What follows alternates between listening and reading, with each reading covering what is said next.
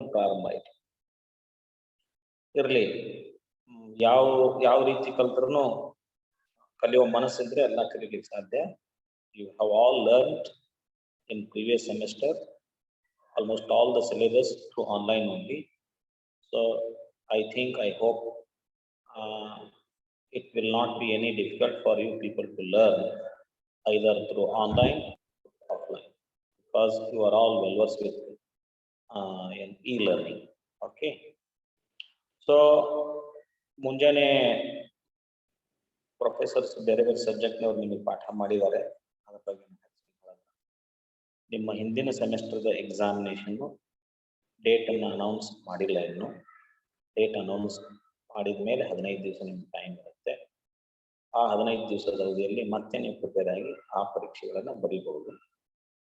ಈಗ ಸದ್ಯಕ್ಕೆ ನೀವು ಇಲ್ಲಿವರೆಗೂ ಫಸ್ಟ್ ಸೆಮಿಸ್ಟರ್ದೆಲ್ಲ ಅಭ್ಯಾಸ ಮಾಡಿ ತಯಾರಿ ತಗೊಂಡಿದ್ರಿ.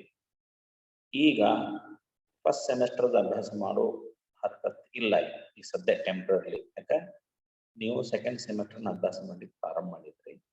ಎರಡನ್ನೂ ತಲೆಯಲ್ಲಿ ಇಟ್ಕೊಂಡ್ರೆ ಅದು ತಿಳಿಯೋದಿಲ್ಲ. ನಾವು ಸೆಕೆಂಡ್ ಸೆಮಿಸ್ಟರ್ ಕ್ಲಾಸಸ್ ಸ್ಟಾರ್ಟ್ ಆಗಿದ್ದರಿಂದ you need to concentrate on second semester subjects. ಅಲ್ಲಿವರೆಗೂ ಫಸ್ಟ್ ಸೆಮಿಸ್ಟರ್ ಸಬ್ಜೆಕ್ಟ್ ನೀವೇನೇನು ಓದಿ ತಯಾರಿ ಮಾಡಿ ಇಟ್ಕೊಂಡಿದ್ರಿ ಅದನ್ನ ಒಂದು ಕಡೆ ಪ್ಯಾಕ್ ಮಾಡಿ ಇಟ್ಕೊಂಡು ಮತ್ತೆ ಎಕ್ಸಾಮ್ ಡೇಟ್ ಅನೌನ್ಸ್ ಆದ್ಮೇಲೆ ನಿಮ್ಗೆ 15 ದಿವಸ ಮತ್ತೆ ಟೈಮ್ ಕೊಡ್ತಾರೆ. ಅವಾಗ ಸೆಕೆಂಡ್ ಸೆಮಿಸ್ಟರ್ ಕ್ಲಾಸ್ ಅನ್ನ ನಡೆಸೋದಿಲ್ಲ. During that period we won't conduct any second semester classes. Those 15 days time only for further preparation of first semester examination. Then we can write the examination. Is it okay? Clear now? Clear? Any confusions? ಏನಲ್ಲಲ್ಲ, clear ಆಯ್ತಲ್ಲ. ನಾವೀಗ second semester ಅಭ್ಯಾಸ ಮಾಡ್ಲಿಕ್ಕೆ ಮುಂದುವರಿಯೋಣ. Yes, any doubt? ಈ ವಿಷಯದಲ್ಲಿ ಏನಾದರೂ doubt ಇದೆಯಾ? ಏನೂ ಇಲ್ಲ. ನಾವೀಗ ಸೆಕೆಂಡ್ ಸೆಮಿಸ್ಟರ್ನಲ್ಲಿ ಮತ್ತೆ ನಾವು ಯಾವ ಸಬ್ಜೆಕ್ಟ್ನ ಕಲಿತಾ ಇದ್ದೀವಿ?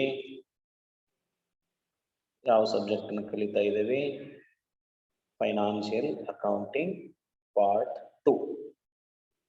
ಫಸ್ಟ್ ಸೆಮಿಸ್ಟರ್ನಲ್ಲಿ ಫೈನಾನ್ಷಿಯಲ್ ಅಕೌಂಟಿಂಗ್ ಪಾರ್ಟ್ 1 ಕಲ್ತಿರಿ. ಈಗ ಫೈನಾನ್ಷಿಯಲ್ ಅಕೌಂಟಿಂಗ್ ಪಾರ್ಟ್ 2 ಅರ್ಥ ಆಯ್ತಾ? Financial accounting part 2.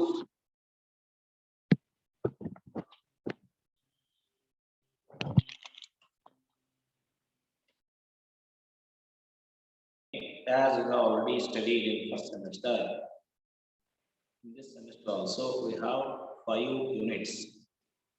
How many units? 5 units.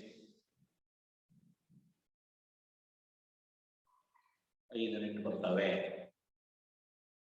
ಆ 5 ಯೂನಿಟ್ ನಲ್ಲಿ ಯಾವ್ಯಾವ ಇರ್ತವೆ ಸಿಲೆಬಸ್, ಏನೇನು ಯಾವ್ಯಾವ ಟಾಪಿಕ್ ನಮ್ಗೆ ಇರ್ತವೆ? ಫೈನಾನ್ಷಿಯಲ್ ಅಕೌಂಟಿಂಗ್ ಟಾಪಿಕ್ ಅಕೌಂಟಿಂಗ್ ಅಂತ ಇರುತ್ತೆ. ಅದು ಫಸ್ಟ್ ಪಾರ್ಟ್ 1 ಅಂತಿತ್ತು, ಸೆಕೆಂಡ್ ಸೆಮಿಸ್ಟರ್ಗೆ ಪಾರ್ಟ್ 2 ಅಂತ. ಸೊ ಸಿಲೆಬಸ್ ಏನಿದೆ ಇಲ್ಲಿ ಇನ್ನಷ್ಟು ಸಬ್ಸ್ಕ್ರೈಬ್ ಮಾಡಿ. ಸಿಲೆಬಸ್ ಏನಿದೆ ಕೇಳ್ತಾ ಇದೆ ಎಲ್ಲರಿಗೆ? ಚಾಟ್ ಬಾಕ್ಸ್ ನಲ್ಲಿ ಹಾಕಿ, ರಿಯಾಕ್ಟ್ ಮಾಡಿ. ಎಲ್ಲರಿಗೂ ಕೇಳ್ತಾ ಇದೆಯಾ? ಕೇಳ್ತಾ ಇದೆ ಇಲ್ಲೋ? ಕೇಳ್ತಾ ಇದೆಯಾ? ಓಕೆ. ನಾ ಫಸ್ಟ್ ಯೂನಿಟ್ ಏನಂದ್ರೆ consignment.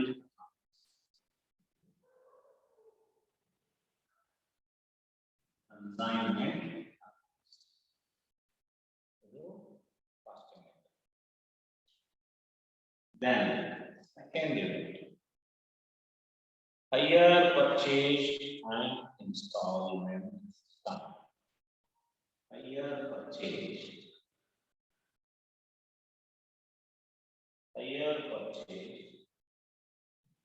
and installment sum.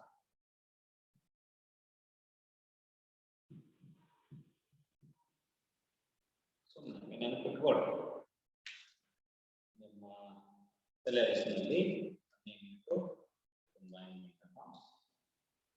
Second unit, hire purchase and installment system. ಮೂರನೇ branch accounts.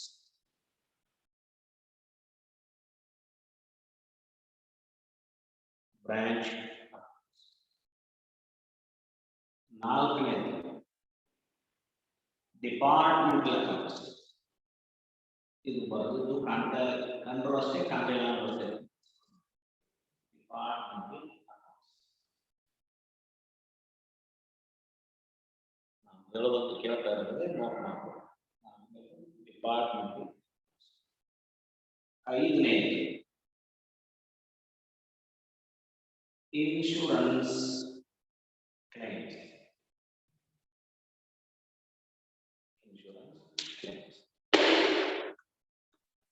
ಇಷ್ಟು ಯೂನಿಟ್ 5 ಯೂನಿಟ್ ಟೈಟಲ್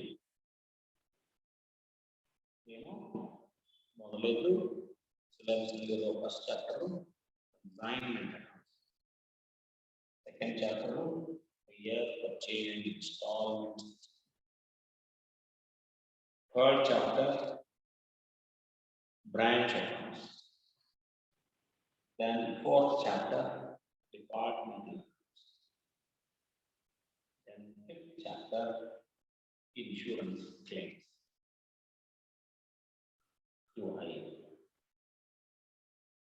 ಇದರಲ್ಲಿ ನಾವು ಯಾವ ರೀತಿ ನಮ್ಮ ಸ್ಕೀಮ್ ಆಫ್ ಹೆಂಗ್ ಹೋಗ್ತೇವೆ ನಾವು.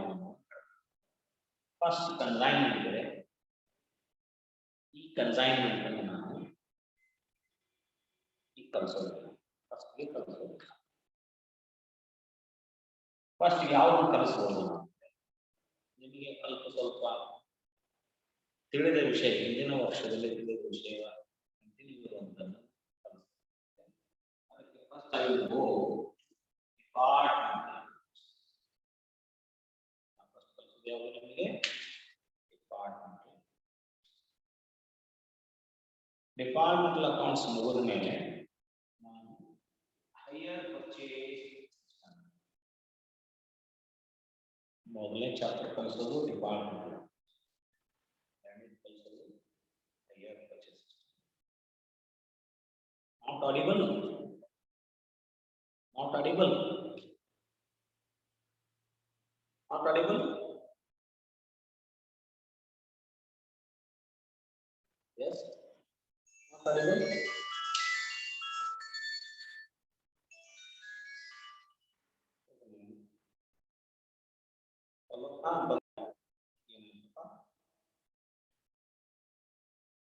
Is it not clear? Clearly audible? Not clear?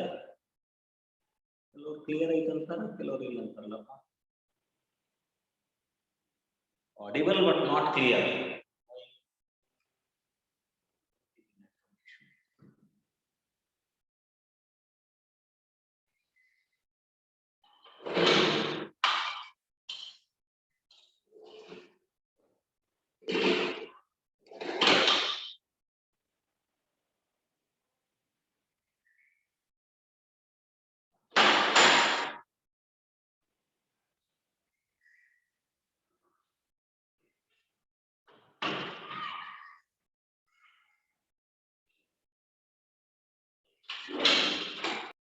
Is it audible now? Start with the departmental accounts. Next, we will go to the hire purchase system. Next, third chapter we are going to teach is insurance claims. Insurance claims. ಅಂದ್ರೆ syllabus ನಲ್ಲಿ 4ನೇ chapter ಏನಿದೆಯಲ್ಲ ಅದನ್ನು first syllabus ಎರಡನೇ chapter ಮತ್ತು ಎರಡನೇ class. Syllabus ನಲ್ಲಿ last ಇದ್ದಿದ್ದು ಇನ್ಶೂರೆನ್ಸ್ ಮೂರನೇ ಕ್ಲಾಸ್. ಸಿಲೆಬಸ್ ನಲ್ಲಿ ಫಸ್ಟ್ ಇದ್ದಿದ್ದನ್ನು ಮಾರ್ಕೆಟ್ ಕನ್ಸೈನ್ಮೆಂಟ್. ನಮ್ಮ ಸ್ಕೀಮ್ ಆಫ್ ಟೀಚಿಂಗ್ ನಲ್ಲಿ ಇದನ್ನ fourth chapter at the end ಮಾತಾಡಿಸ್ತಾರೆ. Clear now? There are 5 accounts, 5 units These 5 units are categorized in this way. Number 1, consignment account, hire purchase account, branch account, department account, and insurance claims. ಈ 5 unit ನಿಮಗೆ ಮತ್ತೆ first semester ಗೆ ಇದ್ದ ಹಾಗೇನೆ first semester ಇದ್ದ ಹಾಗೇನೆ 20 internal marks ಇರ್ತವೆ 80 ಮತ್ತೆ ನಿಮಗೆ ಥಿಯರಿ ಎಕ್ಸಾಮ್ ಅದರಲ್ಲಿ ನಿಮಗೆ ಎರಡು test attendance online offline attendance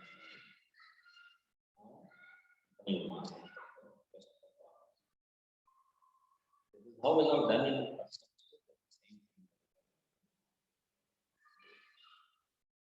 so you just concentrate on learning rest of the things that you will take care of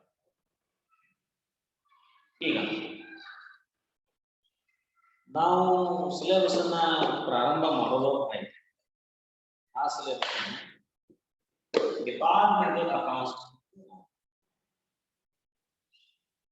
what is the learning objective of this unit what is the learning objective of upon what new thing that we are going to learn about it at the end of the chapter what is the thing or what is the new thing or what kind of knowledge that we are going to gain from this particular chapter. The name of the chapter itself says that accounts relating to departments. Departmental accounts andre account relating to departments. That is clear illa matte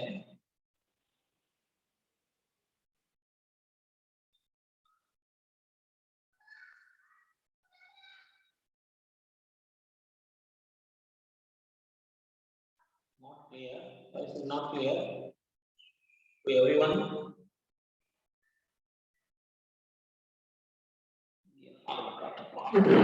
It's clear in the more.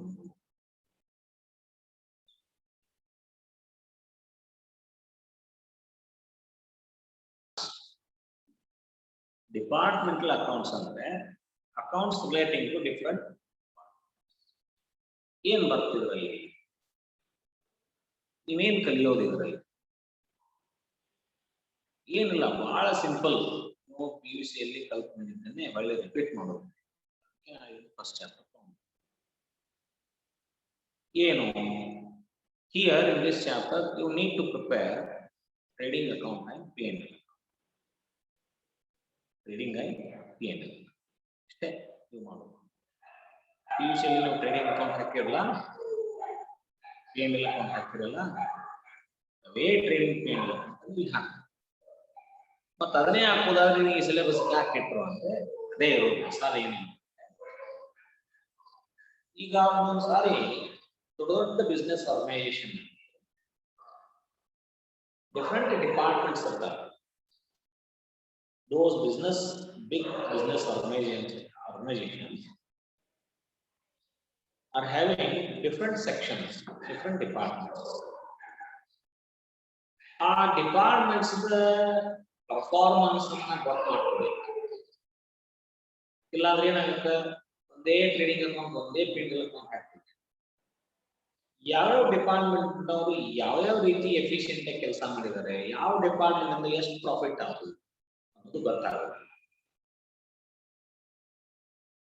For example ಒಂದು showroom ಇರುತ್ತೆ ಒಂದು car showroom ಐತೆ car showroom ನಲ್ಲಿ primary activity ಏನು selling of the cars primary activity selling of ಆಮೇಲೆ car ಮಾಡಿದ್ರ ಮೇಲೆ ಒಂದು ಪ್ರಾಫಿಟ್ ಬರುತ್ತೆ ತದನಂತರ ಈ ಸರ್ವಿಸ್ ಮಾಡ್ತಾರೆ ಒಂದು ಆ ಕಾರ್ ಶೋರೂಮ್ ಸರ್ವಿಸ್ ಈಗ ಲೇಟರ್ ಆನ್ ಸರ್ವಿಸ್ ಡಿಪಾರ್ಟ್ಮೆಂಟ್ ಅಂತ ಬೇರೆ ಸರ್ವಿಸ್ ಡಿಪಾರ್ಟ್ಮೆಂಟ್ ಇಂದ ಪ್ರಾಫಿಟ್ ಎಷ್ಟಾಯ್ತು ವರ್ಷದ್ದು ಸರ್ವಿಸ್ ಡಿಪಾರ್ಟ್ಮೆಂಟ್ ಇತ್ತು, ಅದರಲ್ಲಿ ಸ್ಪೇರ್ ಪಾರ್ಟ್ಸ್ ಅನ್ನು ಮಾರ್ತಿರ್ತಾವೆ. ಕಾರ್ ಮಾರೋದು ಬೇರೆ, ಸ್ಪೇರ್ ಪಾರ್ಟ್ಸ್ ಮತ್ತು ಸರ್ವಿಸ್ ಬಂದಾಗ ಏನೇನ್ ಮೆಟೀರಿಯಲ್ ಬೇಕೆಲ್ಲ ಹಾಕ್ತಿರ್ತಾರೆ, ಅದನ್ನ ಬೇರೆ ಕಡೆ ತರಕ್ ಹೋಗುದಿಲ್ಲ, ಅವರ ಸ್ಪೇರ್ ಪಾರ್ಟ್ಸ್ ತಗೊಂಡ್ಬಿಡ್ತಾರೆ ಸರ್ವಿಸ್ ಸೆಕ್ಷನ್. ಸ್ಪೇರ್ ಪಾರ್ಟ್ಸ್ ವರ್ಷ ಸ್ಪೇರ್ ಪಾರ್ಟ್ಸ್ ಮಾರಿದ್ರಿಂದ ಲಾಭ ಎಷ್ಟು ಗೊತ್ತು ಮಾಡ್ಕೋಬೇಕು. ಹಂಗಂದ್ರೆ ಬೇರೆ ಬೇರೆ ಡಿಪಾರ್ಟ್ಮೆಂಟ್, ಸೆಲ್ಲಿಂಗ್ ಡಿಪಾರ್ಟ್ಮೆಂಟ್ ಒಂದಿದೆ, car selling department, car service department ಬೇರೆ ಇದೆ, ಸ್ಪೇರ್ ಪಾರ್ಟ್ ಸೆಲ್ಲಿಂಗ್ ಡಿಪಾರ್ಟ್ಮೆಂಟ್ ಒಂದು ಬೇರೆ. ನೀವು ಮೂರೂ ಸೇರಿ ಆ ಶೋರೂಮದ ಒಂದೇ P&L ಅಕೌಂಟ್ ಹಾಕಿದ್ರಿ, ಒಂದೇ ಟ್ರೇಡಿಂಗ್ ಅಕೌಂಟ್ ಹಾಕಿದ್ರಿ ಅಂದ್ರೆ ನಿಮಗೆ ಆ ವರ್ಷದ ಪ್ರಾಫಿಟ್ ಗೊತ್ತಾಗುತ್ತೆ. ಆದ್ರೆ ಶೋರೂಮ್ ಮಾಲಕನಿಗೆ ಏನ್ ಬೇಕಾಗಿದೆ ಅಂದ್ರೆ ನಮಗೆ ಕೇವಲ ಕಾರ್ ಮಾರಿದ್ರಿಂದ ಎಷ್ಟು ಲಾಭ ಆಯ್ತು, ಸರ್ವಿಸ್ ಡಿಪಾರ್ಟ್ಮೆಂಟ್ ಅವರು ಸರ್ವಿಸ್ ಪ್ರೊವೈಡ್ ಮಾಡಿದ್ದಕ್ಕೆ ಎಷ್ಟು ಲಾಭ ಮಾಡಿದ್ರು, ಸ್ಪೇರ್ ಪಾರ್ಟ್ಸ್ ಡಿಪಾರ್ಟ್ಮೆಂಟ್ ಅವರು ಸ್ಪೇರ್ ಪಾರ್ಟ್ಸ್ ಸೇಲ್ ಮಾಡಿ ಎಷ್ಟು ಲಾಭ ಮಾಡಿದ್ರು, ಸಪರೇಟ್ ಬೇಕು ನನಗಂತ ಅಪೇಕ್ಷೆ ಪಡ್ತಾನೆ. The owner of the showroom wishes to know the performance of each department in the organization. ಇಲ್ಲ ಒಂದ ಲಾಭ, ಒಂದೇ ನಮ್ದು ಶೋರೂಮ್ ಈ ಸಲ 1 ಕೋಟಿ ರೂಪಾಯಿ ಲಾಭ ಮಾಡ್ತೀರಿ, ಅದನ್ನ ಏನಂತಾರ ಅವರು, ಕಾರ್ ಸೇಲ್ ಮಾಡೋರು ಅಂತಾರ, ನಾವು ಈ ವರ್ಷ ಒಂದು 300 ಕಾರ್ ಮಾಡಿದ್ವಿ ಅಂತೇಳಿ 1 ಕೋಟಿ ರೂಪಾಯಿ ಲಾಭ ಆಗೈತಿ ಅಂತ ಕಾರ್ ಸೇಲ್ ಮಾಡುವ. ನೀವೇನಂತಾನ, ನಾವು ಈ ಸರಿ ಒಂದು 7-8 ಕಾರ್ ನಾವು ಸರ್ವಿಸ್ ಮಾಡೇವಿ ಅಂತ ಹೇಳೋದು ಅಷ್ಟು ಪ್ರಾಫಿಟ್ ಭಾಳ ಆಗೈತಿ ಅಂತ ನೀವಂತ. ಸ್ಪೇರ್ ಪಾರ್ಟ್ಸ್ ನೀವೇನಂತಾನ, ನಾವ್ ಇಷ್ಟು ಸ್ಪೇರ್ ಪಾರ್ಟ್ಸ್ ಮಾಡಿದ್ದಕ್ಕೆ ಅಷ್ಟು ಲಾಭ ಆಗೈತಿ, ನಮ್ಮಿಂದ ಆಗೈತಿ, ಅದು ನಿಮ್ಮಿಂದ ಇಬ್ಬರದು ಆಗಿಲ್ಲ ಅಂತ ನಾವು ಅಂತಾನ. ಯಾರಿಂದ ಆಗೈತಿ ಅನ್ನೋದು ಯಾರಿಗೂ ಗೊತ್ತಾಗುದಿಲ್ಲ. ಒಂದೇ ನಾವು ಟ್ರೇಡಿಂಗ್ ಅಕೌಂಟ್ ಹಾಕಿದ್ರ ಯಾವ್ಯಾವ ಡಿಪಾರ್ಟ್ಮೆಂಟ್ ಇಂದ ಎಷ್ಟೆಷ್ಟು ಕಾಂಟ್ರಿಬ್ಯೂಷನ್ ಆಯ್ತು ಪ್ರಾಫಿಟ್ಗೆ ಅನ್ನೋದು ಗೊತ್ತಾಗುವುದಿಲ್ಲ ಯಾರಿಗೆ, ಶೋರೂಮ್ ಮಾಲಕ. ಅದಕ್ಕೆ ಅವೇನ್ ಮಾಡಿರ್ತಾರೆ ಶೋರೂಮ್ ಮಾಲಕ, ಒಂದು individual common trading P&L account ಏನಿರ್ತಕ್ಕಲ್ಲ, ಆ trading P&L account based on that trading and P&L account ಅವೇನಂತಾನ, let us we shall have department trading and profit and loss. ಹಾಕಿರ್ತಾರೆ. Selling department, car selling department trading account ಹಾಕೋದು, ಬರೀ car ಎಷ್ಟು ತಗೊಂಡ್ ಬಂದು ಎಷ್ಟು ಮಾರಿದಿ ಅದ್ರಾಗ ಲಾಭ ಎಷ್ಟು, ಅದ್ರದ್ದು ಬೇರೆ. ಅದಕ್ಕೆ ಸಂಬಂಧಪಟ್ಟ ಖರ್ಚು ವೆಚ್ಚ ಇರ್ತಾವಲ್ಲ P&L account, car selling P&L department P&L account ಹಾಕೋದು. ಸೇಲ್ ಮಾಡುವಂತ ಸಂದರ್ಭದಲ್ಲಿ ನಾವೇನು ಖರ್ಚು ಮಾಡ್ಯಾನಲ್ಲ, ಖರ್ಚು ವೆಚ್ಚ ಡೆಬಿಟ್ ಮಾಡುದು, ಅದರದೊಂದು ಲಾಭ. ಸರ್ವಿಸ್ ಡಿಪಾರ್ಟ್ಮೆಂಟ್ ಒಂದು ಟ್ರೇಡಿಂಗ್ P&L ಅಕೌಂಟ್ ಹಾಕೋದು, ಸ್ಪೇರ್ ಪಾರ್ಟ್ಸ್ ಡಿಪಾರ್ಟ್ಮೆಂಟ್ ಒಂದು ಟ್ರೇಡಿಂಗ್ P&L ಅಕೌಂಟ್. ಅವಾಗ ಯಾವ ಡಿಪಾರ್ಟ್ಮೆಂಟ್ ಕರೆಕ್ಟ್ ಆಗಿ ಎಷ್ಟೆಷ್ಟು ಲಾಭ ಮಾಡ್ಯಾರ ಅನ್ನೋದು ಗೊತ್ತ. ಅಂದ್ರೆ ಎಲ್ಲಾರದ ಬಣ್ಣ ಅಲ್ಲಿ ಬಯಲಾಕೈತಿ ಬೆಳೆಯಾಗಂತಾರಲ್ಲ, ನೀವು ಬಣ್ಣ ಬಯಲಾಕತ್ತೀರಿ ಅಂತಾರಲ್ಲ, ಅದು ಕಾಮನ್ ಇತ್ತಂದ್ರ ಏನಾಗತಿ, ಕಾಮನ್ ಆಗಿತ್ತಂದ್ರ ಫಾರ್ ಸಕ್ಸಸ್ ನೋಡ್ರಿ there are many legal heirs. Success ಈ ಭಯಂಕರ ಎಲ್ಲರೂ ನನ್ನಿಂದ ಫೇಲ್ಯೂರ್ ಈಸ್ ಆರ್ಫನ್ ಅಂತ. ನುಕ್ಸಾನ್ ಆಗಿತ್ತಂದ್ರೆ ನನ್ನಿಂದ ಆಗಿರಪ್ಪ, ಅದು ಅವರಿಂದ ಆಗಿರ್ಬೇಕು ನೋಡ್ರಿ, ಅವಾಗ ನಾನ್ ಅನ್ನಂಗಿಲ್ಲ. ಒಳ್ಳೇದಾಗಿತ್ತು, ಯಶಸ್ಸಾಗಿತ್ತಂದ್ರೆ ನಾನು ಮಾಡಿದಂತ ಹಂಗ ಆದಲ್ಲ ಅನ್ನೋದು. Success has so many legal hairs ಅಂತ. ಫೇಲ್ಯೂರ್ ಈಸ್ ಆರ್ಫನ್ ಅಂತ. ಫೇಲ್ಯೂರ್ ಈಸ್ ಆರ್ಫನ್ ಅಂದ್ರೆ ಅನಾಥ ಅಂತ. ಅದಕ್ಕೆ ಯಾರೋ ನನ್ನಿಂದ ಫೇಲ್ ಆಗ್ಬೋದು, ಈ ದುರಂತಕ್ಕೆ ನಾನ ಕಾರಣ, ಈ ನುಕ್ಸಾನಕ್ಕೆ ನಾನ ಕಾರಣ ಅಂತ ಯಾವ ಬಂದು ಹೇಳುದಿಲ್ಲ. ನಾಲ್ಕು ಮತ್ತೆ ಯಾರೋ ಒಬ್ಬ ಕಾರಣ ಇರಬೇಕಿಲ್ಲ, ಯಾರು ಅಲ್ಲಿ ಟ್ರೇಸ್ ಆಗುದಿಲ್ಲ. Because failure is orphan. Failure ಅನ್ನೋದು ಅನಾಥ ಆಗಿರ್ಬೇಕಂತೆ. ಸಕ್ಸಸ್ ಅನ್ನೋದಕ್ಕೆ ಭಯಂಕರ ಲೀಗಲ್ ಹೇರ್ಸ್ ಬರ್ತಾವಂತ. ನಾನೇನು ವಾಸ, ಆ ಸಕ್ಸಸ್ಗೆ ನಾನ ವಾಸ, ನನ್ನಿಂದ ಆ ಸಕ್ಸಸ್ ಆಗ ಏಟ್ ಮಾಡಿರ್ತಾನೆ ಇಟ್ಬಿಟ್ಟಿರ್ತಾವ, ಹೇಳ್ಕೋಬಾರ. ಹಿಂಗ ಆಗಬಾರ್ದು ಅನ್ನೋ ಕಾರಣ departmental trading and profit and loss ಅರ್ಥ ಆಗತಿ. Department trading account P&L account ಉದ್ದೇಶ ಏನಂತಂದ್ರೆ to know the exact performance in relation to the profitability of the organisation. department wise performance appraisal it can be. Ascertain departmental wise profit can be ascertained by preparing departmental trading departmental trading profit and loss account ಹಾಕೋದ್ರಿಂದ ನಮಗೆ ಆಯಾ department ಅದ profit loss ಗೊತ್ತಾಗುತ್ತೆ. ಯಾವ department ಚಲೋ profit ಮಾಡಿರ್ತೈತಿ ಅದಕ್ಕೆ ಶರಾಶರಿ ಕೊಡ್ತಾನೆ ಅಲ್ಲಕ್ಕ good good well done keep it up. ಆ ಡಿಪಾರ್ಟ್ಮೆಂಟ್ ವರ್ಕ್ ಮಾಡೋರು ಇನ್ಸೆಂಟಿವ್ ಅನ್ನ ಏನ್ ಮಾಡ್ತಾನೆ ಅನೌನ್ಸ್ ಮಾಡ್ತಾನೆ. ಯಾವ ಡಿಪಾರ್ಟ್ಮೆಂಟ್ ಪರ್ಫಾರ್ಮೆನ್ಸ್ ಲೋ ಆಗಿರ್ತೈತಿ ಆ ಡಿಪಾರ್ಟ್ಮೆಂಟ್ ಏನ್ ಮಾಡ್ತಾನೆ ಒಂದಿಷ್ಟು ಅಡ್ವೈಸ್ ಮಾಡ್ತಾನೆ, ವಾರ್ನಿಂಗ್ ಕೊಡ್ತಾನೆ, ಅತಿ ಆದ ಒಂದಿಷ್ಟು ಪನಿಷ್ಮೆಂಟ್ ಕೊಡ್ತಾನೆ, ಅವ್ರು ಇಂಪ್ರೂವ್ ಮಾಡ್ಕೊಳ್ಳಿಕ್ಕೆ ಮಾತ್ರ ಸಜೆಷನ್ ಮಾಡ್ತಾನೆ. ಇವೆಲ್ಲವನ್ನ ಮಾಡ್ಲಿಕ್ಕೆ ಅವನಿಗೆ ಅವಕಾಶ ಇದೆ. ಯಾವ ಡಿಪಾರ್ಟ್ಮೆಂಟ್ ಕಡಿಮೆ ಪ್ರಾಫಿಟ್ ಮಾಡಾಕತೈತಿ ಅನ್ನೋದು ಗೊತ್ತಾಗ್ಲಾರ್ದನ ಯಾರಿಗಂತ ಹೇಳ್ಬೇಕವ, ಯಾರಿಗಾರ ಹೇಳಿದ್ರಿ ನಾ ಬರೋಬರಿ ಬೇರೆ ಯಾರು ಮಾಡಿದ್ರು ಅವ್ರಿಗೆ ಹೇಳಿ ನೀವು ಅದು ಗೊತ್ತಾಗದ ಹೊರತು ಮಾಲಕನಿಗೆ further improvement is not possible. ಅದಕ್ಕೆ ಅವೇನ್ ಮಾಡ್ತಾನೆ for further improvement further growth of the organisation where there are more than 2 departments in the organization. Or more than 1 department, not a 2, more than 1 department in the organization. There, the owner wishes to have separate departmental trading line profit and loss account to ascertain the profit or loss each department. ಇದು ಗೊತ್ತು ಮಾಡ್ಕೊಂಡ್ಮೇಲೆ ಅವೇನ್ ಮಾಡ್ತಾನೆ ಎಫಿಷಿಯನ್ಸಿನ improve ಮಾಡ್ಕೊಳ್ಳಿಕ್ಕೆ ಏನ್ ಕ್ರಮ ತಗೋಬೇಕು ಅದನ್ನು ತಗೊಳ್ಳಿಕ್ಕೆ ಅನುಕೂಲ ಆಗುತ್ತೆ. It will be helpful for the owner after preparing department trading and profit. Once he comes to know that which department is making good and which department is not making good, bifurcation ಗೊತ್ತಾದ್ಮೇಲೆ then he can take so many measures to improve the efficiency of the department which is lagging behind, which is not doing well. He can take some initiations, he can take some actions, he can take some special programs, undertake special programs. He can formulate separate schemes, plans to improve the efficiency of such department. ಈ ಉದ್ದೇಶಕ್ಕಾಗಿ ಮಾಲೀಕ department trading and profit ಯಾವ ರೀತಿ ಹಾಕೋದು, ಬೇರೆ ಬೇರೆ ಹಾಕೋದು ಅಂದ್ರೆ ಹೆಂಗ್ ಬೇರೆ ಬೇರೆ. ಈಗ ಅಲ್ಲಿ ಒಂದು organisation department A B C ಅಂತ ಹೇಳಿದ್ರು. ಅವಾಗ ಒಂದು trading and trade account of department A, ಇನ್ನೊಂದು trading and trade account of department B, ಇನ್ನೊಂದು trading and trade account of department C. ಹಿಂಗ್ 3 ಸಪರೇಟ್ ಟ್ರೇಡಿಂಗ್ P&L ಅಕೌಂಟ್ ಹಾಕೋದಿಲ್ಲ. ಮಾಡ್ಕೊಡ್ರಿ, ಸಪರೇಟ್ ಟ್ರೇಡಿಂಗ್ P&L ಅಕೌಂಟ್ ಹಾಕೋದಿಲ್ಲ.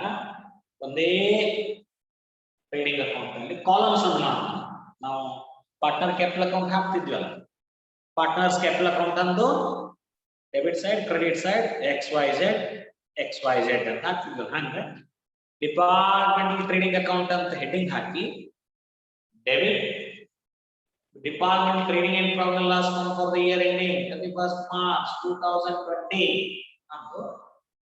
Debit side, credit side, Department A, Department B, Department C, 4 column. Credit side, particulars, Department A, Department B, Department C. ಇದಕ್ಕ ಇನ್ನೊಂದು ಕರೀತಾರೆ columnar trading and profit and loss account ಅಂತ ಕರೀತಾರೆ. Department trading account ಏನು ಕರೀತಾರೆ columnar trading and profit and loss. ಒಂದೇ trading P&L account ಇರುತ್ತೆ, but columns ಇರ್ತಾವಲ್ಲ. ಇಲ್ಲಿ particulars debit side, particulars department A, department B, department C debit side. Credit side particular department A, department B, department C. Followed exactly how we are going to prepare partners capital account. Partners capital account ಹೆಂಗ್ ಹಾಕ್ತಿದ್ರಿ? Debit side particulars liabilities partner X, Y, Z. Then ಈಚೆ ಕಡೆ partner capital account ಎಲ್ಲಿ debits credit side ಏನು particulars X, Y, Z. Exactly in the same manner, departmental trading and profit and loss account for the year ending 31st March 2020.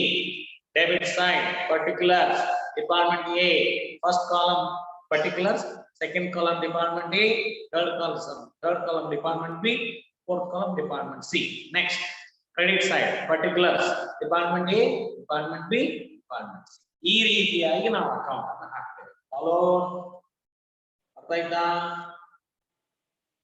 R you following? Department trading account ಗೊತ್ತಾಗತೈತಿ column ಹೆಂಗ್ ಹಾಕ್ಬೇಕಂತ, ಅದಕ್ಕೆ columnar trading and profit and loss account ಅಂತ ಕರೀತಾರೆ. The format of department trading and profit and loss account goes like that. ಭಾಳ easy. ನೀವೇನ್ first PUC ಒಳಗ ಒಂದೇ ಕಾಲಮ್ ಹಾಕಿ ಪರ್ಟಿಕ್ಯುಲರ್ಸ್ ಅಂತ ಹಾಕಿ 2 purchases ಅಂದ್ರಿಲ್ಲ, 2 wages ಅಂದ್ರಿಲ್ಲ, 5 sales, 5 closing stock, 2 opening stock ಅಂದ್ರಿಲ್ಲ. ಟ್ರೇಡಿಂಗ್ ಹಂಗ ಇಲ್ಲಿ 2 opening stock, 2 purchases, 2 wages, 2 carriage inward, 5 sales, 5 closing stock. Department wise item ಅವನ್ನ ಹಚ್ಚೋದು. A ಎಷ್ಟು, B ಎಷ್ಟು, C ಎಷ್ಟು ಹಚ್ಚಿ ಕಡೆ A ಎಷ್ಟು, B ಎಷ್ಟು, C ಎಷ್ಟು ಕ್ಲೋಸ್ ಮಾಡಿ. Difference by GP carried down. A ಎಷ್ಟು ಬಂತು, B ಎಷ್ಟು ಬಂತು, C ಎಷ್ಟು ಬಂತು ನೋಡುದು. ಕಡಿಕೆ ಮತ್ತೆ 2 balance brought down. A GP 2 GP brought down. A ಎಷ್ಟಿದೆ, B ಎಷ್ಟಿದೆ, C ಎಷ್ಟಿದೆ. ಮತ್ತೆ P&L account 2 salary, 2 rent, 2 advertisement, 2 selling expense, 2 commission. ಏನೇನಾದ P&L ಅಕೌಂಟ್ ಡೆಬಿಟ್ ಮಾಡಿದ್ರಲ್ಲ ಅವೆಲ್ಲ ಡೆಬಿಟ್ ಮಾಡೋದು. A ಎಷ್ಟು, B ಎಷ್ಟು, C ಎಷ್ಟು ಹಚ್ಚಿ ಕಡೆ 5 ರೆಂಟ್ ರಿಸೀವ್, 5 ಕಮಿಷನ್ ರಿಸೀವ್, ಮತ್ತೇನು ಇನ್ಕಮ್ ಬರ್ತದೆ ಹಚ್ಚೋದು. A ಎಷ್ಟು, B ಎಷ್ಟು, C ಎಷ್ಟು ಕ್ಲೋಸ್ ಮಾಡೋದು. ಏನೋ 2 net profit carry down. Difference ತೆಗೆದ್ರೆ A ಎಷ್ಟು, B ಎಷ್ಟು, C ಎಷ್ಟು ಒಂದು ಡಿಪಾರ್ಟ್ಮೆಂಟ್ ಪ್ರಾಫಿಟ್ ಬರ್ಬೋದು, ಒಂದು department loss. There ends the matter. There ends the matter. ಅರ್ಥ ಆಯ್ತಾ? ಅರ್ಥ ಆಯ್ತಾ? ಈಗ ನಮ್ಮ ಟಾಸ್ಕ್ ಇರೋದು here in this case, what is your task is when expenditures, incomes, when certain items which are given separately department wise ಕೊಟ್ಟಿದ್ರಂದ್ರೆ department wise ಹಾಕ್ತೇವೆ ನಾವು. ಸೇಲ್ಸ್ ಅಂತ ಕೊಟ್ಟರು department A this much, B this much, C this much ಕೊಟ್ಟಿದ್ರಂದ್ರೆ sales department wise ಹಾಕ್ತೇವೆ. Purchase department wise ಕೊಟ್ಟಿದ್ರು ಹಾಕ್ತೇವೆ. ಇನ್ನು ಕೆಲವು ಕಾಮನ್ ಐಟಮ್ಸ್ ಕೊಟ್ಟಿರ್ತಾರೆ ಡಿಪಾರ್ಟ್ಮೆಂಟ್ ವೈಸ್ ಕೊಟ್ಟರಂಗೆ. ನಿಮ್ ಕೆಲಸ ಏನ್ ಗೊತ್ತೇನೆ, ಇಲ್ಲ ಪ್ರಾಬ್ಲಮ್ ನಲ್ಲಿ ಒಂದು 40% ಐಟಮ್ಸ್ ಅನ್ನ ಡಿಪಾರ್ಟ್ಮೆಂಟ್ ವೈಸ್ ಕೊಟ್ಟಿರ್ತಾರೆ ಸಪರೇಟ್ ಆಗಿ. ಆಕ್ಚುಯಲ್ಸ್ A ಎಷ್ಟು, B ಎಷ್ಟು, C ಎಷ್ಟು, A ಎಷ್ಟು, B ಎಷ್ಟು, C ಎಷ್ಟು ಕೊಟ್ಟಿರ್ತಾರ. ಅಲ್ಲಿ ನಿಮ್ಗೆ ಏನು ಸಮಸ್ಯೆ ಇಲ್ಲ. A ಎಷ್ಟು ಹೇಳ್ತಾರ ಅಷ್ಟು ಹಚ್ತೀರಿ, B ಎಷ್ಟು ಹೇಳ್ತಾರ ಅಷ್ಟು ಹಚ್ತೀರಿ, C ಎಷ್ಟು ಹೇಳ್ತಾರ ಅಷ್ಟು ಹಚ್ತೀರಿ. ಇನ್ನು ಕೆಲವು ಒಂದು 60% ಐಟಮ್ಸ್ ಅನ್ನ ಸಪರೇಟ್ ಬೈಫರ್ಕೇಟ್ ಮಾಡಿ ಕೊಟ್ಟಿರಂಗಿಲ್ಲ, ಕಾಮನ್ ಕೊಟ್ಬಿಟ್ಟಿರ್ತಾರ. ಇಲ್ಲೇ ನಿಮ್ಗೆ ಇರೋದು ಶಾಣೆತ ನೀವು ಕಲಿಯೋದಿದ್ದಿಲ್ಲ. Certain items are going to give not separately department wise, but common expenditures, common income ಅನ್ನ ಏನ್ ಮಾಡ್ತಾರೆ ಕೊಟ್ಬಿಡ್ತಾರೆ. ಅವಾಗ under such circumstances you need to calculate, you need to use your intelligence that certain common items which are given in the problem, how that common item should be divided among the different departments. For example, salary ಒಂದು item ಕೊಟ್ಟಿದ್ದಾರೆ. Given salary as an item, salary ಅಂತ ಕೊಟ್ಟಿದ್ದಾರೆ. Salary ಕೊಟ್ಟು ಅವರು ಸ್ಯಾಲರಿಯನ್ನ department wise ಕೊಟ್ಟಿರಲಿಲ್ಲ. Salary common ಕೊಟ್ಬಿಟ್ರು. ಒಂದು 10,000 ರೂಪಾಯಿ ಸ್ಯಾಲರಿ ಈ ಸಲದ್ದು ಅಂತ ಕೊಟ್ಟರು. 3 ಡಿಪಾರ್ಟ್ಮೆಂಟ್ ಅದಾವ. ಡಿಪಾರ್ಟ್ಮೆಂಟ್ A ಎಷ್ಟು, B ಎಷ್ಟು, C ಎಷ್ಟು ಕೊಟ್ಟಿಲ್ಲ, ಕಾಮನ್ ಕೊಟ್ಬಿಟ್ರು ಸ್ಯಾಲರಿ. ಇದನ್ನ ಹೆಂಗ್ ಹಂಚೋದು? ಈಕ್ವಲ್ ಹಂಚ್ಬೋದಾ? ಈಕ್ವಲ್ ಏನು ಮಾಹಿತಿ ಇಲ್ಲ, ಈಕ್ವಲ್ ಹಂಚ್ತೇವೆ. ಸ್ಯಾಲರಿ ಕಾಮನ್ ಕೊಟ್ಟರು, ಮುಂದೊಂದು ಇನ್ಫಾರ್ಮೇಶನ್ ಕೊಟ್ಟಿದ್ರು. ಅವರಲ್ಲಿ ಏನಂತ ಕೊಟ್ಟಿದ್ರು? Employees working in each department ಕೊಟ್ಟಿದ್ರು. staff working in each department ಕೊಟ್ಟಿದ್ರು. A department ನಾಗ ಇಬ್ರು ದುಡಿದ್ರು. B department ನಾಗ 3 ಮಂದಿ ದುಡಿದ್ರು. C department ನಾಗ 5 ಮಂದಿ ಕೆಲಸ ಮಾಡ್ತಾರೆ. ನೋಡ್ರಿ ಎಕ್ಸಾಂಪಲ್ ಹಂಗ ಡಿಪಾರ್ಟ್ಮೆಂಟ್ ಎ ದಾಗ ಇಬ್ರು ದುಡಿದ್ರು. B ದಾಗ 3 ಮಂದಿ ದುಡಿದ್ರು. C ದಾಗ 5 ಮಂದಿ ದುಡಿದ್ರು. ಒಟ್ಟು ಎಷ್ಟು ಮಂದಿ ಅದ? 10 ಮಂದಿ ಅದ. ಸ್ಯಾಲರಿ ಎಷ್ಟೈತಿ? ಟೋಟಲ್ 10,000 ಐತಿ. ಈ 10,000 ಈಕ್ವಲ್ ಹಂಚಿದ್ರೆ ಅಂತ ಹೇಳಿದ್ರಿ. ಈಕ್ವಲ್ ಈಕ್ವಲ್ ಹಂಚಿದ್ರೆ ಎಲ್ಲ ಈಕ್ವಲ್ ಹಂಚಿಬಿಟ್ರೆ ಎಲ್ಲ ಏನೈತೆ ಅಂದ್ರ ಎಲ್ಲ ಒಂದ ಮಾಲಕ, ಒಂದ ಶೋರೂಮ್, ಒಂದ ಮಾಲಕ, 3 ಡಿಪಾರ್ಟ್ಮೆಂಟ್ ಒಂದ ಅಂದ್ರ ಡಿಪಾರ್ಟ್ಮೆಂಟ್ ಹೂ ಅನ್ನೋದಿಲ್ಲ. ಎ ಡಿಪಾರ್ಟ್ಮೆಂಟ್ ನ್ಯಾಯ ತೆಗಿತಾನಲ್ಲಿ ಅಲ್ಪ ನನ್ನ ಡಿಪಾರ್ಟ್ಮೆಂಟ್ ಇಬ್ಬರ ಸ್ಯಾಲ್ರಿ ಇಬ್ಬರಿಗೆ ಕೊಡ್ತೇನೆ ನಾನು. ನನ್ನ ಸ್ಯಾಲ್ರಿ ಕಾಂಪೋನೆಂಟ್ ಕಡಿಮೆ ಐತಿ, ನನ್ನ ಖರ್ಚು ಕಡಿಮೆ ಐತಿ, ಇಬ್ಬರ ಎಂಪ್ಲಾಯ್ ಇದಾರೆ. ಸಿ ಡಿಪಾರ್ಟ್ಮೆಂಟ್ನಾಗ 5 ಮಂದಿ ಉಳಿತಾರ, ಅವನ ಸ್ಯಾಲ್ರಿ ಕಾಂಪೋನೆಂಟ್ ಹೆಚ್ಚೈತಿ. ಹೆಚ್ಚು ಅವನು ಅಷ್ಟ ಸ್ಯಾಲ್ರಿ ಹಾಕಿದ್ರ ಡಿಪಾರ್ಟ್ಮೆಂಟ್ ಖರ್ಚು ಹಾಕಿದ್ರ, ಕಡಿಮೆ ಅವನು ಅಷ್ಟ ಹಾಕಿದ್ರ ನನ್ನ ಹೆಸರಿ ಖರ್ಚು ಎಷ್ಟು ತೋರ್ಸ್ದಂಗ ಆಕೈತಿಲ್ಲ ನನ್ನ ಅಕೌಂಟ್ನಾಗ ಒಲ್ಲ ಅಂತ ನಾವು. ಯಾರು ಎಷ್ಟೇ ತಗೋರ ಅದ್ರ ಮೇಲೆ ರೇಷಿಯೋ ತೆಗಿ ಅಂತ. So ratio ಏನಾಗ್ತಿಲ್ಲ? 2:3:5 ಅಂತ. ಏನಾಗಿಬ್ರು, ಬಿದಾಗ 3 ಮಂದಿ, ಸಿದಾಗ 5 ಮಂದಿ. ರೇಷಿಯೋ, ಈ ರೇಷಿಯೋ ನಾವೇನ್ ಕರಿತೇವೆ ಗೊತ್ತಾನ? ಸ್ಟಾಫ್ ಅಪಾಯಿಂಟೆಡ್ ರೇಷಿಯೋ ಅಂತ ಕರಿತೀವಿ. We call it as A staff appointed. ಈಗ 2:3:5 ರೇಷಿಯೋ ಬಂದಂತ ಹೇಳಿದ್ರೆ ರೇಷಿಯೋ 2 3 5 10 ಆಗ ಟೋಟಲ್ ರೇಷಿಯೋ 10 ಆಗ. ಟೋಟಲ್ ಸ್ಯಾಲರಿ ಎಷ್ಟೈತಿ? 10,000. ಟೋಟಲ್ ಸ್ಯಾಲರಿನ ಟೋಟಲ್ ರೇಷಿಯೋನ ಡಿವೈಡ್ ಮಾಡಬೇಕು 10. ಅಂದ್ರೆ ರೇಷಿಯೋ 1ಕ್ಕೆ ಎಷ್ಟು ಬಂತು? 1,000. 1,000. ಈಗ ನೀವು ಪ್ರಾಫಿಟ್ ಶೇರಿಂಗ್ ರೇಷಿಯೋ ಹೆಂಗೆ ಹಾಕ್ತಿದ್ರಲ್ಲ ಹಂಗೆ ಹಂಚಿದ್ರು. ಹಂಗಾರ ರೇಷಿಯೋ ಪ್ರಕಾರ ಹೋದ್ರೆ ಎ ಡಿಪಾರ್ಟ್ಮೆಂಟ್ ಸ್ಯಾಲರಿ ಎಷ್ಟು ಕೊಡ್ಬೇಕು? ರೇಷಿಯೋ ಪ್ರಕಾರ ಹೋದ್ರೆ ಎ ಡಿಪಾರ್ಟ್ಮೆಂಟ್ ಸ್ಯಾಲರಿ ಎಷ್ಟು ಕೊಡ್ಬೇಕು? 2,000. ಸ್ಯಾಲರಿ ಡೆಬಿಟ್ ಮಾಡೋದು ಎಷ್ಟು? ಎ ಡಿಪಾರ್ಟ್ಮೆಂಟ್ಗೆ 2,000. ಬಿ ಡಿಪಾರ್ಟ್ಮೆಂಟ್ಗೆ 3,000, 3 ಮಂದಿ ಎಂಪ್ಲಾಯ್. ಸಿ ಡಿಪಾರ್ಟ್ಮೆಂಟ್ಗೆ 5,000. ಟೋಟಲ್ ಸ್ಯಾಲರಿ ಎಷ್ಟೈತಿ? 10,000. ಬರೋಬ್ಬರಿ ಹೊಂದಿಕೆ ಆಗ್ತದೆ. 10,000 ರೂಪಾಯಿ ಒಳಗೆ ಎಗೆ 2,000 ಕೊಟ್ವಿ, ಬಿ 3,000 ಕೊಟ್ವಿ, ಸಿಗೆ 5,000 ಡೆಬಿಟ್ ಮಾಡಿದ್ವಿ. ಯಾವ ನ್ಯಾಯ ತೆಗಿತಾನೆ ಈಗ ತೆಗಿ ಅಂತ ಹೇಳಿ ನನಗೆ ಹೆಚ್ಚಿಗೆ ಸಿ ಅಲ್ಲಿ ನಿಮ್ಮ ಡಿಪಾರ್ಟ್ಮೆಂಟ್ ದುಡಿಯವ್ರು ಭಾಳ ಅದಾರಪ್ಪ, ನೀವು ಪಗಾರ ಹೆಚ್ಚಿಕೊಟ್ಟಿವಿ, ನಿಮ್ಮ ಡಿಪಾರ್ಟ್ಮೆಂಟ್ ಖರ್ಚು ಹೆಚ್ಚಿಗೆ ಹಾಕ್ತೀವಿ. ಇವ್ ಡಿಪಾರ್ಟ್ಮೆಂಟ್ ಆಗಿ ಇಬ್ಬರು ಆದ್ರ 2,000 ಕೊಟ್ಟೇವಿ.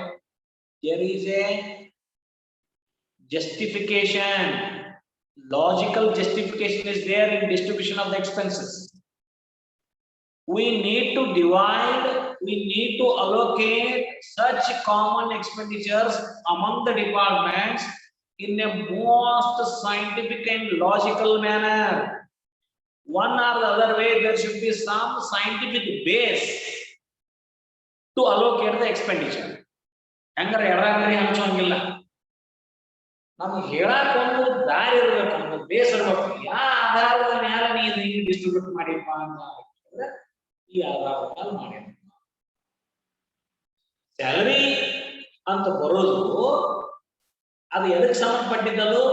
ವರ್ಕರ್ಸ್, ಎಂಪ್ಲಾಯೀಸ್ ಸಂಬಂಧಪಟ್ಟಿದ್ದ ಎಕ್ಸ್ಪೆಂಡಿಚರ್ ಅದು.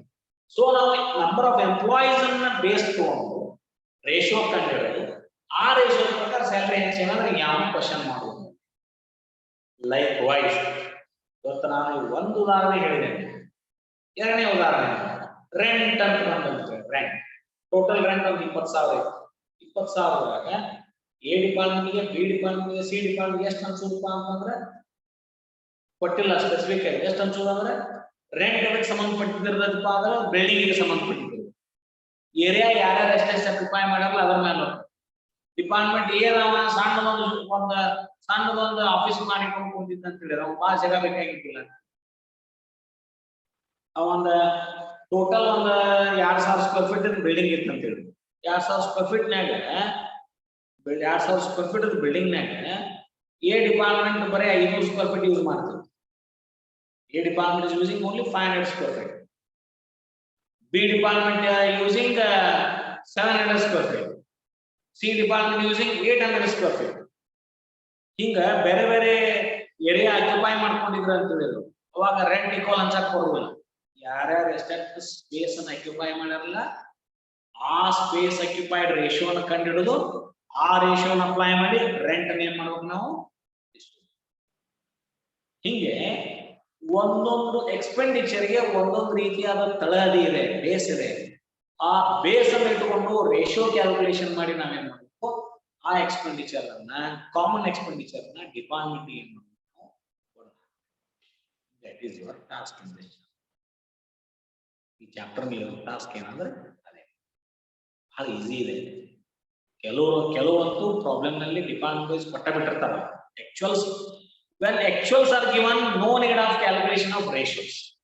Actuals ಕೊಟ್ಟಿದ್ರಂದ್ರೆ ratio apply ಮಾಡುವಂಗಿಲ್ಲ. ಆಕ್ಚುಯಲ್ ಕೊಟ್ಟಿದ್ರೆ ಆಕ್ಚುಯಲ್ ಹಚ್ಚೋದು, A just be just C ಅಷ್ಟ ಹಚ್ಬೇಕು. ಆಕ್ಚುಯಲ್ ಕೊಡದೇ ಇದ್ದಾಗ ನಮ್ಗೆ ಗೊಂದಲ ಚಾಲು ಆಗತ್ತಲ್ಲ, ಅವಾಗ ನಾವೇನ್ ಮಾಡ್ಬೇಕು, ಆ ಐಟಮ್ ಸಂಬಂಧಪಟ್ಟಂತ ಬೇರೆ ಇನ್ಫಾರ್ಮೇಶನ್ ಪ್ರಾಬ್ಲಮ್ ಅಲ್ಲಿ ಕೊಟ್ಟಿರ್ತಾರ, ಆ ಇನ್ಫಾರ್ಮೇಶನ್ ಉಪಯೋಗ ಮಾಡ್ಕೊಂಡು ರೇಷಿಯೋ ಕ್ಯಾಲ್ಕುಲೇಟ್ ಮಾಡಿ ಆ ರೇಷಿಯೋ ಉಪಯೋಗ ಮಾಡ್ಕೊಂಡು ನಾವೇನ್ ಮಾಡಬೇಕು, ಆ ಎಕ್ಸ್ಪೆಂಡಿಚರ್ ನ ಅಲೋಕೇಟ್ ಮಾಡಬೇಕು. Are you following?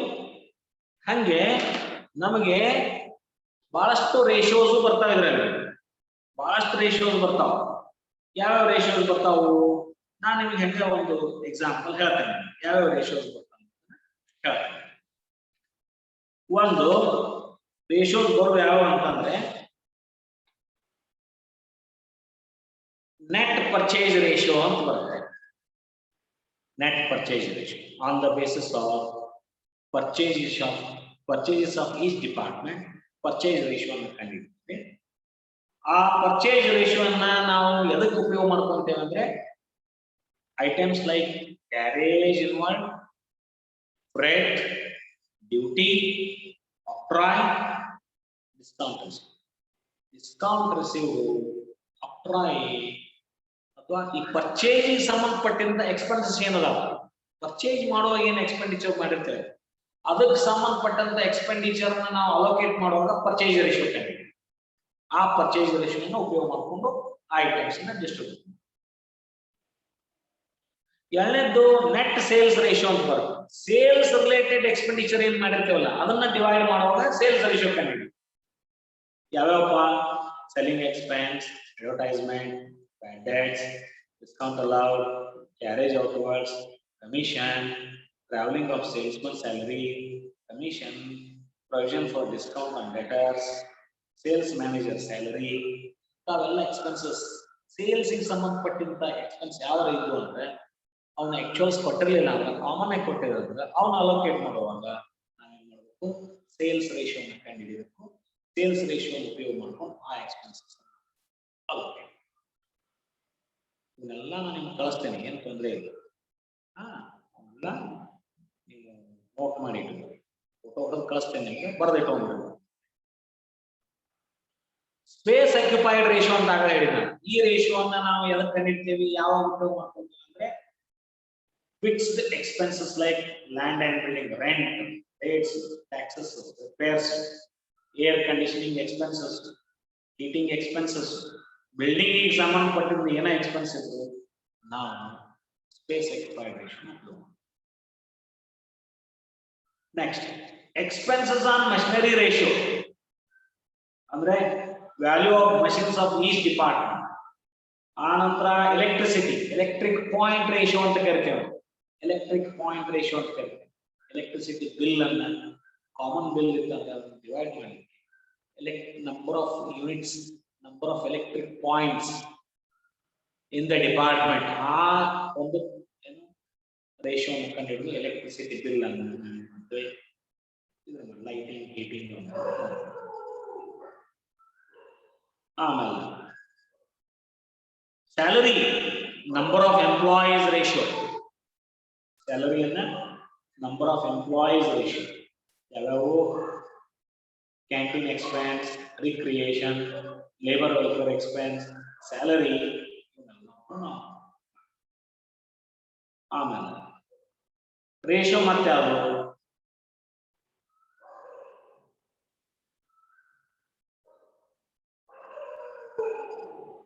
ಇಷ್ಟು ಮುಖ್ಯವಾದ ರೇಷಿಯೋಸ್ ನೀವು ತಿಳ್ಕೊಳ್ಳಿ. ಆಮೇಲೆ ಪ್ರಾಬ್ಲಮ್ ಬಂದಾಗ ನಾವು ನೋಡ್ತಾ ಹೋಗೋಣ. ಈ ಒಂದು 5, 6, 7 ratio net sales ratio, net purchase ratio, space occupied ratio, stock appointed ratio, electric point ratio, another on the basis of stock of value of stock ratio ತೆಗಿತೇವೆ ಆ ರೇಷಿಯೋ ಹಿಂಗ ಒಂದು 6 ರೇಷಿಯೋಸ್ ಅನ್ನು ನೀವು ಪರ್ಫೆಕ್ಟ್ ಮಾಡಿದ್ರೆ ಎಲ್ಲ ಐಟಮ್ಸ್ ಅನ್ನು allocate ಮಾಡಬೇಕು ಆ ರೇಷಿಯೋಸ್ ಅನ್ನು ಹೆಂಗೆ ಕಂಡುಹಿಡಿಬೇಕು ಆ ರೇಷಿಯೋಸ್ ಅನ್ನು ಹೆಂಗೆ ಉಪಯೋಗ ಮಾಡ್ಕೋಬೇಕು ಅನ್ನೋದನ್ನ ಪ್ರಾಬ್ಲಮ್ ಬಿಡಿಸ್ತಾ ಹೋದಾಗ ನಾವೇನು ಕಲಿಬೇಕು ಇಷ್ಟನ್ನ ಇವತ್ತು ಅಟ್ ದ ಬಿಗಿನಿಂಗ್ ನಾವೇನು